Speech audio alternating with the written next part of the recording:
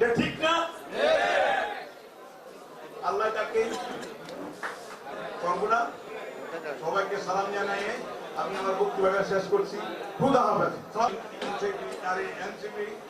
আমাদের রাষ্ট্রীয় কার্যক্রম পরিচালনা করে নির্বাচনকে সামনে রেখে আমরা সারা বাংলাদেশে আমরা চাই একটা প্রতিনিধিত্বমূলক সংসদ গঠিত হোক, একটা ভারতীয় আধিপত্য বিরোধী একটা সংসদ গঠিত হোক, একটা ফেসিবাদ বিরোধী সংসদ গঠিত হোক, একটা বাংলাদেশ পন্থীদের সংসদ গঠিত হোক। সেটির জন্য যারা নিজেদেরকে যোগ্য, যারা নিজেদেরকে বাংলাদেশ পন্থী মনে করে থাকেন, যারা কিছুদিন আগে বলছিলাম না, যারা দলীয় কুন্দলে গলি না খাইতে চান, যারা তার রাজনৈতিক বিএনপি গতকাল এখানে দেখা গিয়েছে যে বিএনপির যে মূল রাজনীতি থেকে শহীদ জিয়াউর রহমানের আদর্শ থেকে বর্তমানের এই 5ই আগস্ট পরবর্তীতে নতুন অনেক বিএনপি হয়েছে, যারা এই আদর্শ থেকে সরে গিয়েছে, যারা এই পরিবেশে এখন থাকতে অস্বস্তি বোধ করছেন, আমরা আপনাদের ওয়েলকাম জানাচ্ছি। আমরা আপনাদেরকে নমিনেশন দেব। আমরা চাই এই কুমিল্লার 11টা আসনে আমরা সৎ যোগ্য আমরা ক্যান্ডিডেট আমরা দিব। আমরা প্রথম ধাপের ক্যান্ডিডেট আমরা এই নভেম্বরের 3য় সপ্তাহের মধ্যে ঘোষণা করব।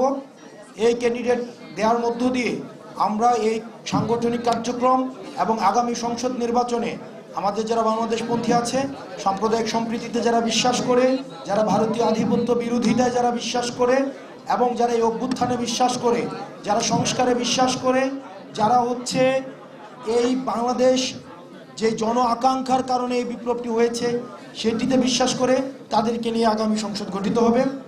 আপনাদের এখানে হচ্ছে কুমিল্লা 6 থেকে আপনাদের কাঙ্ক্ষিত যিনি নির্বাচন করতে চাচ্ছেন আমাদের নাবিদ ভাই, ডিসেন্ট মানুষ, আপনারা ওনাকে সহায়তা করবেন। আরও যারা প্রার্থী হতে চান যদি যোগ্য থেকে থাকেন আমাদের সাথে যোগাযোগ করবেন, তাহলে আমরা সেটি বিবেচনা করব।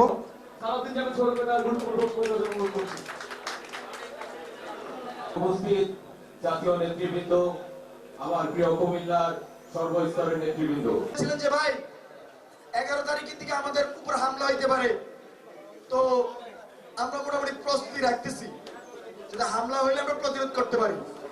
যে সময় একটি রাজনৈতিক প্রেক্ষাপটে মানুষ এখন আপনারা কারাগারে এখানে আবার শহীদ হওয়ার জন্য প্রস্তুত আছেন, হাত উঠান।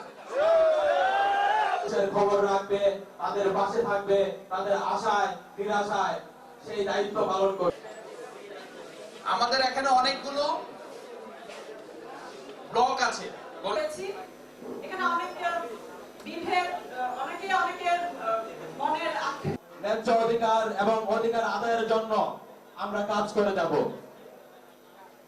জেলা এবং মহানগর কমিটির অক্লান্ত পরিশ্রম আছে।